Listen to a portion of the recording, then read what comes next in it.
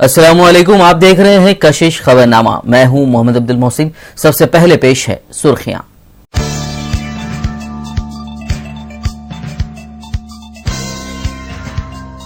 Iraq में बरसरे रोजगार तेलंगाना से ताल्लुक रखने वाले अफराद के तहफ्फुज को यकीनी बनाया जाएगा। नायब वजीर आला महमूद अली का बयान।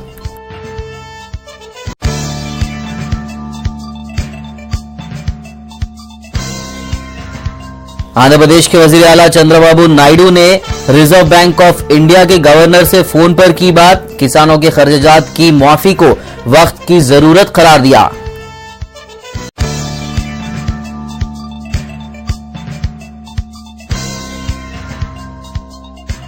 तेलंगाना में गाड़ियों के नंबर प्लेट्स की नई सीरीज के रजिस्ट्रेशंस का बुध से हुआ आगाज।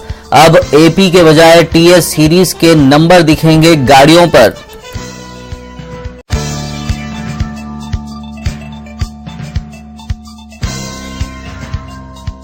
उत्तर प्रदेश काबीना में रद्दोबदल, बीजेपी ने की तनकीद। कहा, अखिलेश यादव के विखार को बचाने की कोशिश में है समाजवादी पार्टी।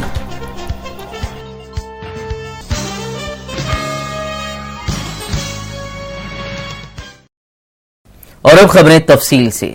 रियासती नायब वजीर आला महमूद अली ने बुध को यकीन दिलाया कि इराक में मौजूद नाजुक हालात को मद्देनजर रखते हुए तेलंगाना की रियासती हुकूमत मुकामी अवाम के तहफ्फुज को यकीनी बनाएगी। उन्होंने कहा कि इस वक्त वहां के तफसीलात को हासिल किया जा रहा है और मौसूला इत्तलात के मुताबिक जुमला 600 तेलंगाना के अफराद इराक में मुकीम हैं और वजीर आला के चंद्रशेखर राव इस सिलसिले में मरकजी हुकूमत से राब्ते में हैं। 2 days లో ఇరాక్ కంట్రీలో చాలా వైలెన్స్ జరుగుతుంది. జస్ట్ లైక్ మిలిటరీ ఫైట్ ఎట్లా నడుస్తుంది. చాలా మనకు भी దుఃఖం, మన కంట్రీకి भी అందరికీ దుఃఖం. ఎందుకు అంటే ఏ కంట్రీలో అంటే పీస్ కావాలి తప్పకుండా. Peace is very important. Indians కొంచెం అక్కడ ఉన్నారు, చాలా తక్కువ పర్సంటేజ్లో ఉన్నారు. డెఫినెట్గా తెలంగాణ भी నియర్లీ 400-500 ఫిగర్ రాలేదు మంది అక్కడ ఉన్నారు. మన చీఫ్ మినిస్టర్ గారు మన ఐఏఎస్ ఆఫీసర్తో డిస్కస్ చేశారు. కలెక్టర్ గారికి ఫస్ట్ అంటే సర్వే చేయండి. సర్వే తప్పకుండా 1-2 daysలో అంటే కొంచెం సర్వే వస్తుంది. సర్వే వస్తే తర్వాత రిటర్న్ ఎట్లా తీసుకురావాలి ప్రయత్నం చేస్తున్నారు. ఎక్స్టర్నల్ అఫేర్స్ మినిస్టర్తో నా దగ్గర भी అందరూ మన సార్ చీఫ్ మినిస్టర్ గారు ఆయనతో మాట్లాడుతున్నారు. అక్కడ ఎవరెవరు ఉన్నారో అది సర్వే చేస్తున్నారు. ఇక్కడికి भी సర్వే చేస్తున్నారు. కలెక్టర్ గారి అందరూ కలెక్టర్కి మాట్లాడే డెఫినెట్గా ఎట్లా ఆయన రిటర్న్ వస్తాయంటే అట్లా 100% ట్రై చేసి ఆయనకు రిటర్న్ తీసుకువచ్చి ఆయన ఏ प्रॉब्लम ఉంటే అట్లా సాల్వ్ చేస్తున్నారు. हिमाचल प्रदेश के ब्यास नदी में बह जाने वाले हैदराबाद के इंजीनियरिंग कॉलेज के तुलबा की लाशों की तलाश के लिए मुहिम जारी है। आज ब्यास नदी से मजीद 2 तुलबा की लाशें बरामद की गई हैं। पिछले दिनों से जारी तलाशी मुहिम में सिर्फ ताहाल 8 ही लाशें मिल सकी हैं। तेलंगाना हुकूमत ने इशारा दिया है कि ये मुहिम मजीद 1 हफ्ते तक जारी रहेगी। तेलंगाना के वजीर दाखिला एन नरसिम्हा रेड्डी ने बचाव सरगर्मियों के सिलसिले में बुध को वजीर आला चंद्रशेखर राव को एक रिपोर्ट पेश की है। డ్యామ్ నీళ్లు వదలడానికి కారణం ఏంటి, సంఘటన ఎందుకు జరిగింది అదంతా విచారించాం. నావి వాళ్ళను బోట్లను వాళ్ళు కూడా పంపించారు. మిలిటరీ వచ్చింది. 700 మందితోటి రెస్క్యూ కార్యక్రమాలు తీసుకున్నాం. ఈ సర్వేలు చేసాం మొత్తం. ఫస్ట్ రోజు ఒక 4 బాడీలు దొరికినాయి. 3 ఆడపిల్లలు, 1 పిల్లగాడు. తర్వాత ఇంకో రోజు ఒకటి ఇట్లా టోటల్గా 8 బాడీస్ ట్రేస్ అవుట్ అయినాయి.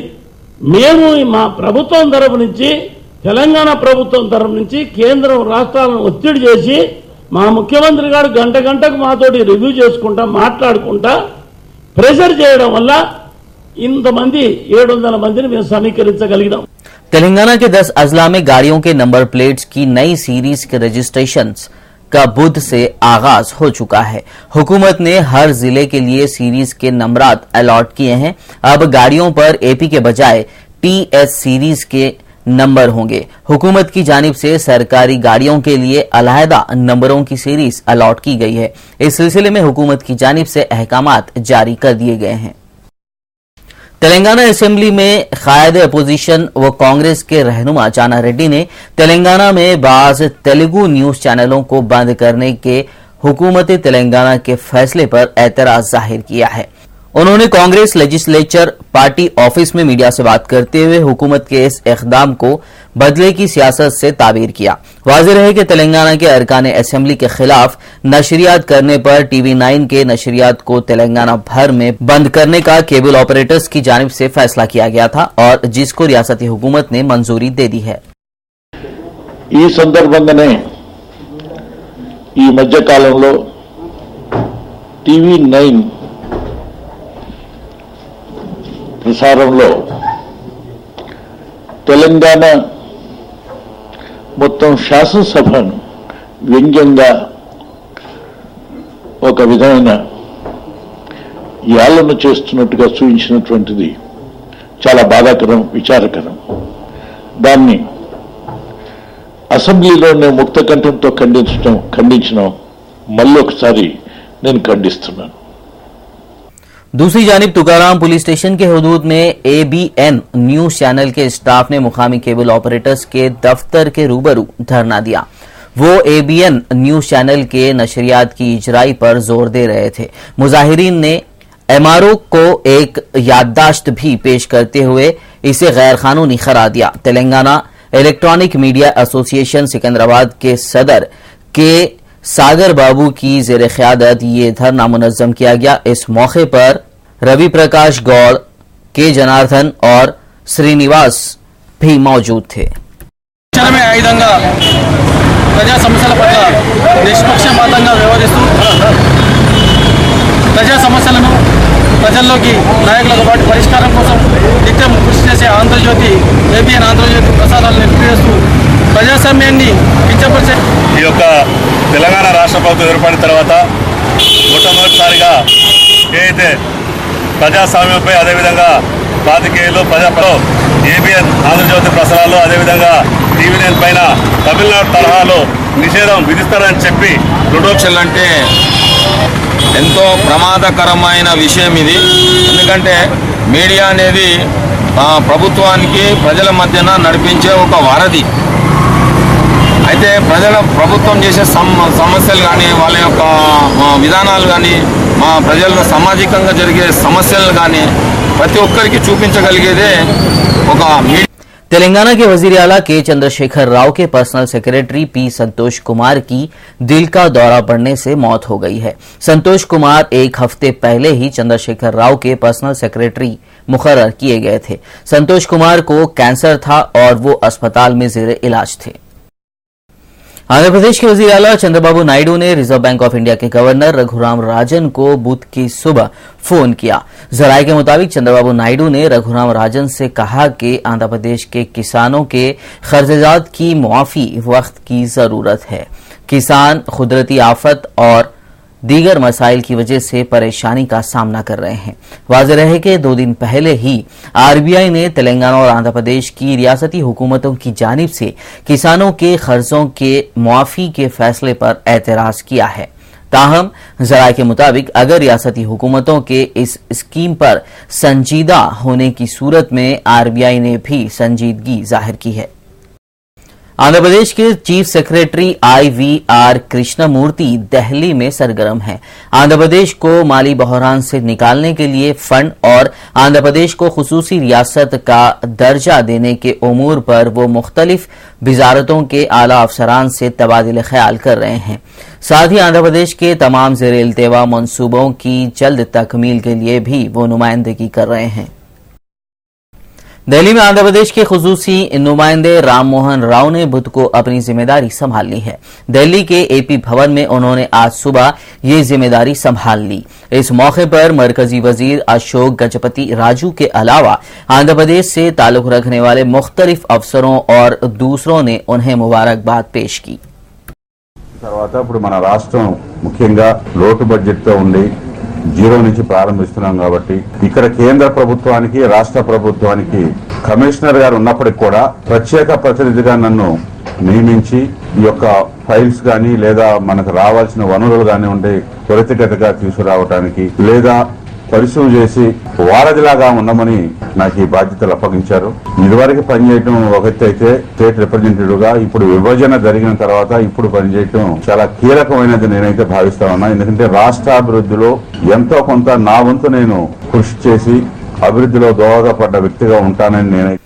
धूप की शिद्दत और गर्मी को देखते हुए सीमांध्रा के अजला प्रकाशम, गुंटूर और नेल्लूर में सरकारी अफसरों ने स्कूलों की तातीलात में इजाफा कर दिया है।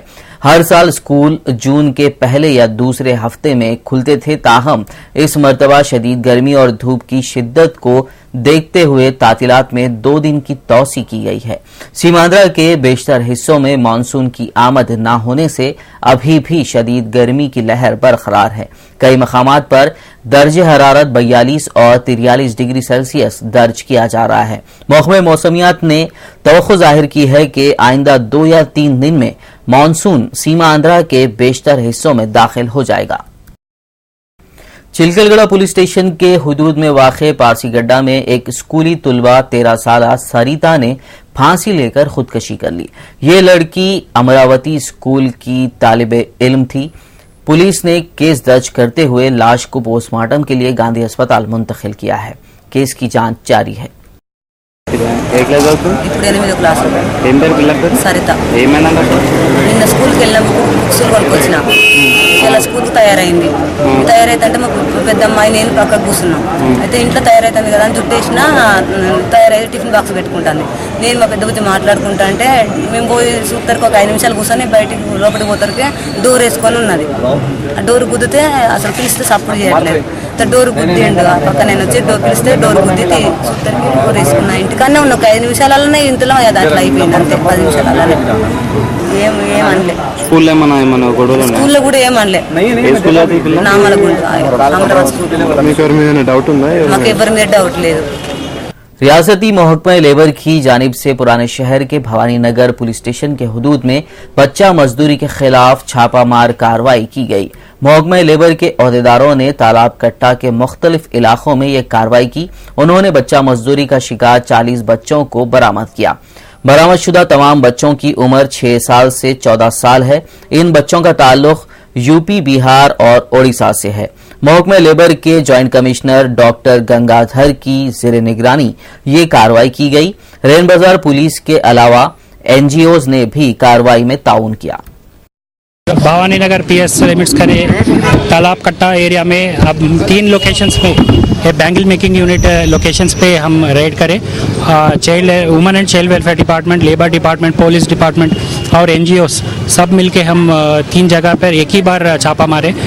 उसमें ऑलमोस्ट 36 चिल्ड्रन वर रेस्क्यूड। उनको बैंगल मेकिंग यूनिट्स में काम करते हुए हमारे को पकड़े गए। तो एम्प्लॉयर लोग कौन है हम अभी वेरीफाई करेंगे क्योंकि एम्प्लॉयर कोई भी उधर रेस्पॉन्सिबल पर्सन नहीं मिले, तो इसलिए एम्प्लॉयर कौन है उसको वेरीफाई करके उसके ऊपर चाइल्ड लेबर एक्ट में प्रोसिक्यूट करेंगे। और एक चिल्ड्रन के ऊपर अपन 20,000 तक उनको कंपनसेशन मिलना चाहिए। वो कंपनसेशन एम्प्लॉयर के तरफ से हम उनको कंपनसेशन भी दिलाएंगे और एम्प्लॉयर के ऊपर चाइल्ड लेबर एक्ट में प्रोसिक्यूशन भी करेंगे। ये बिहार के है, थोड़े यूपी के है, पूरा अभी डिटेल्स पूरा एक बच्चे से बात करने के बाद ही मालूम होता। क्या बोलकर लाया जा रहा था? वो काम सिखाने के लिए ला रहे थे। अभी वो पूरा डिटेल्स चिल्ड्रन ट्रैफिकिंग भी वेरीफाई करना। Will hand it out to police department for verification of the child trafficking कुछ है क्या, क्योंकि अभी बच्चे उनके पेरेंट्स इधर नहीं है, उधर ही रहते, फिर कैसे लाए वो पूरे वो डिफरेंट डिपार्टमेंट है। वो हम पुलिस डिपार्टमेंट को हम लिखेंगे इतने चिल्ड्रन रेस्क्यू करे ये स्टेट से लाए बोल के वो crime CCR police will verify into that. Nampally के मजलिसी रुकन असेंबली जाफर हुसैन मेराज ने बल्दी अहदेदारों के साथ एक इजलास मुनक्किद किया। उन्होंने हल्के असेंबली में पानी की सप्लाई और उससे जुड़े मसाइल पर तबादिले ख्याल किया। बल्दी अहदेदारों में जीएम पी नागेंद्र और माजिद अफजल भी मौजूद थे। इस मौके पर मुकामी अफराद भी मौजूद थे। नाज़रीन, आइए बढ़ते हैं कौमी खबरों की जानिब।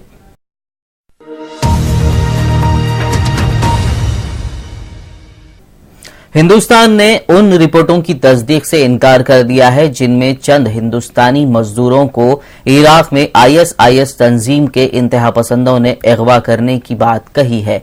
अलबत्ता उन्होंने इस बात का एतराफ किया है कि इराक के शहर मौसूल में मौजूद 40 हिंदुस्तानियों से राब्ता कायम नहीं हो पा रहा है। वजारत खारजा के तर्जुमान सैयद अकबरुद्दीन ने बताया कि Islamic state of Iraq and शाम के कब्जे वाले इलाकों में दर्जनों हिंदुस्तानी रिहायश पजीर हैं। Our embassy is regularly in touch with all Indian nationals in this regard, and we have decided to strengthen the embassy by sending a seasoned Indian diplomat, Mr. Suresh Reddy, who will travel today to Baghdad to assist the embassy in its efforts. I can confirm that the security situation in the affected areas of Iraq remains tenuous. Our embassy is in touch with all Indian nationals who are spread out in different places in the affected areas. There are these 46 nurses where yesterday our embassy had requested the Red Crescent to contact them and provide them assistance. This was done. There are also reports which have been brought to the notice of our embassy that there are 40 Indian nationals in Mosul. Despite our best efforts, at this stage we haven't been able to contact them, so they remain uncontactable at this stage. Iraq और Syria के क्षेत्र में जो हिंसा हो रही है, यह मानवता के लिए कलंक है और भारत की सरकार लगातार परिस्थिति पर नजर रखे हुए है और अंतर्राष्ट्रीय एजेंसियों के संपर्क में भी है।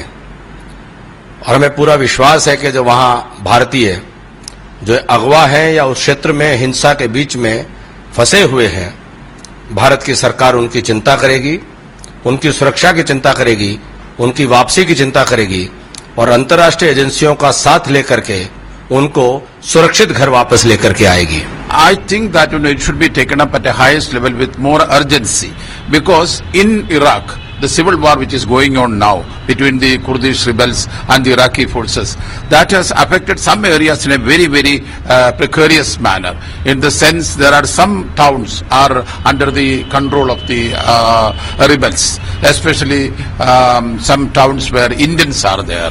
So Tikrit is a town where a large number of Malayali nurses are working in various hospitals. There are 46 nurses working in Tikrit who are virtually held up, they are cannot move out, they have no way to go to the airport, flight is not available, they cannot escape from there. And Tikrit, the entire town of Tikrit is controlled by the rebels. No police is seen, so they have no security. Iraq में अभी भी वहाँ हालात सही नहीं, वहाँ बताया जा रहा है कि 40 इंडियंस हैं जो अभी भी फंसे हुए हैं सरकार को बातचीत करने के बाद। This is a matter of serious concern, not just these 40 Indians in Iraq, but in Middle East there are millions of our citizens, and we have to be alert that because of the turbulence in that whole region, not just Iraq but also Syria and other neighboring countries, there will be obviously threats to the life and safety of many of our citizens, and I'm sure the government should be taking some steps to ensure the safe return of those who are in dangerous areas. Iraq की स्थिति पिछले 20-25 वर्षों से लगातार तबाही के रास्ते से होकर के गुजरती रही है।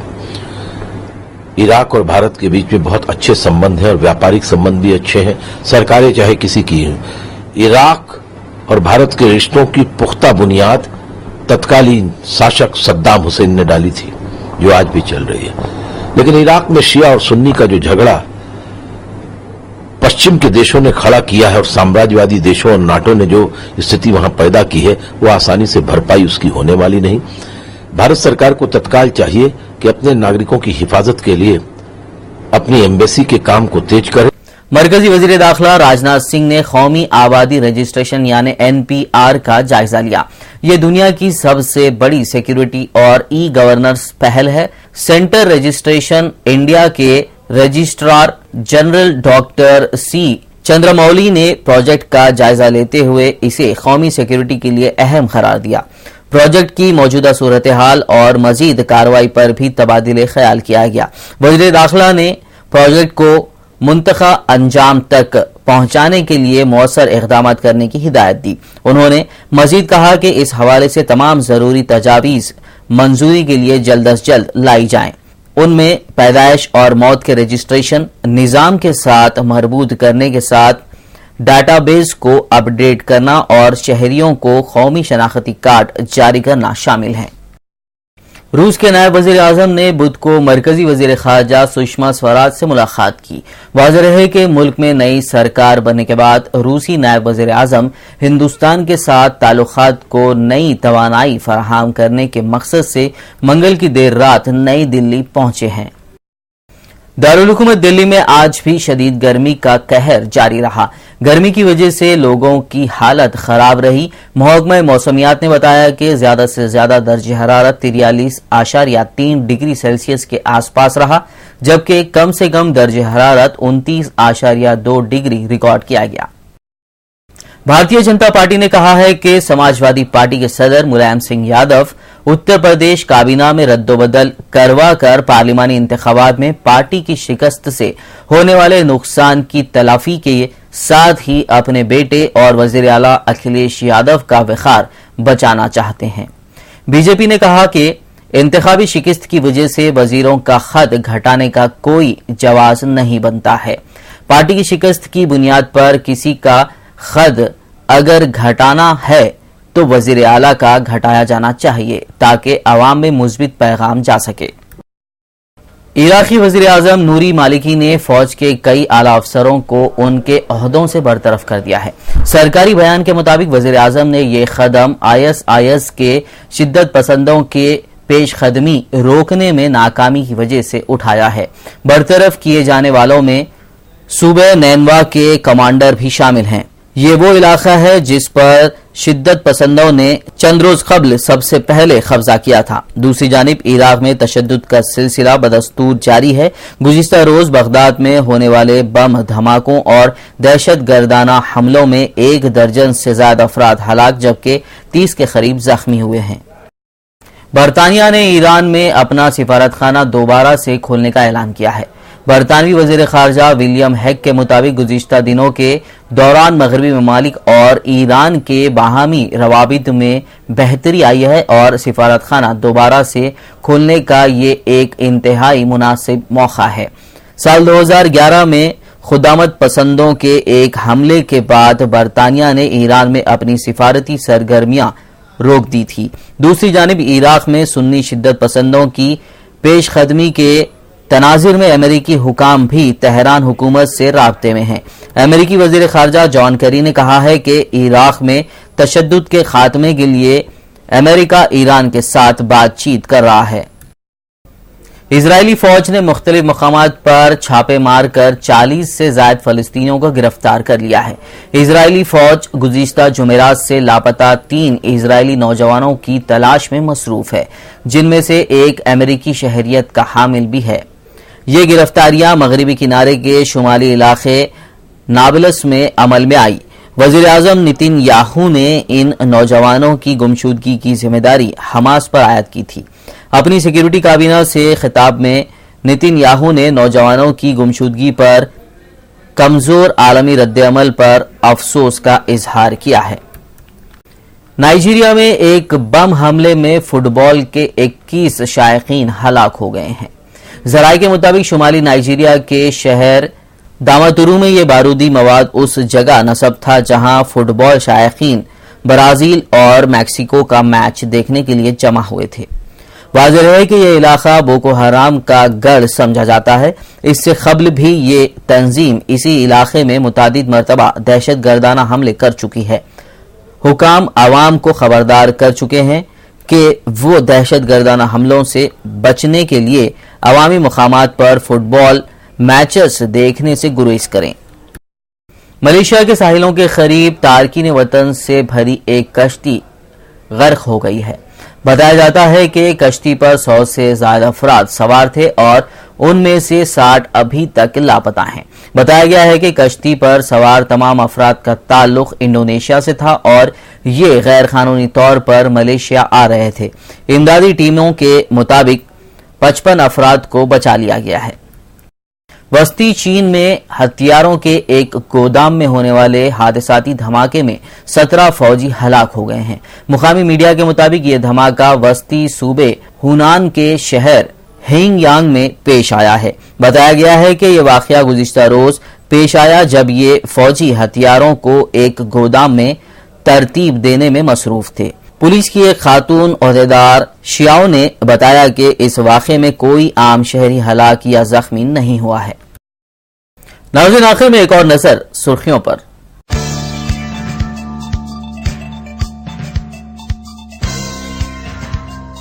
इराक में बरसरे रोजगार तेलंगाना से ताल्लुक रखने वाले अफराद के तहफ़्फ़ुज़ को यकीनी बनाया जाएगा। नायब वज़ीर आला महमूद अली का बयान।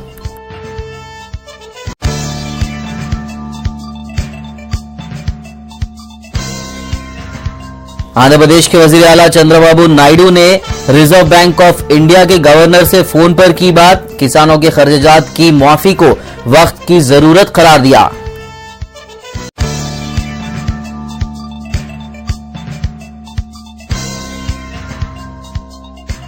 तेलंगाना में गाड़ियों के नंबर प्लेट्स की नई सीरीज के रजिस्ट्रेशंस का बुध से हुआ आगाज। अब एपी के बजाय टीएस सीरीज के नंबर दिखेंगे गाड़ियों पर।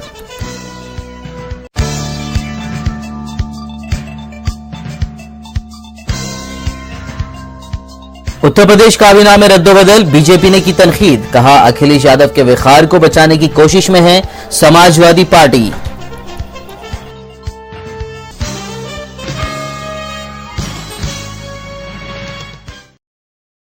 इसी के साथ ये खबरनामा इख्तिताम को पहुंचा। मिलते हैं अगले खबरनामे में, तब तक के लिए देखते रहिए उर्दू टीवी। अल्लाह हाफिज।